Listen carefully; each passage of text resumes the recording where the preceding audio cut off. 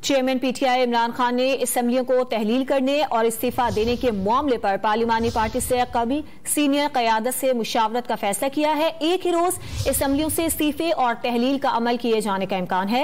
इस पर बात करेंगे डॉन न्यूज के नुमाइंदे उमर फारूक से। उमर, बताइएगा इजलास कब शुरू होगा?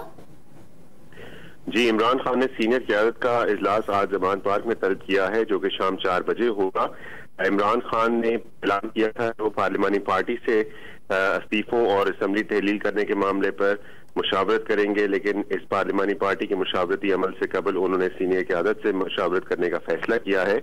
और पार्टी ज़राए का कहना है कि इमरान खान असम्बलियां तहलील करने और इस्तीफों की तारीख पर आज जो मशवरा करेंगे उसमें कभी इम्कान है कि एक ही रोज असम्बलियों से इस्तीफे और तहलील का अमल मुकम्मल किए जाने पर इत्तफाक राय हो।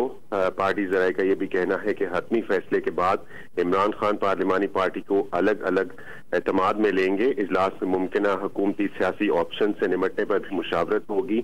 और पार्टी ज़राए का कहना है कि क़यादत चाहती है कि हुकूमत खत्म हो, सूबाई हुकूमतें दोबारा तश्कील ना पा सके, लिहाजा केपी और पंजाब में की दोबारा मुमकिना तश्कील को रोकने पर भी मुशावरत होगी। जी, उमर फारूक, आपका बहुत शुक्रिया।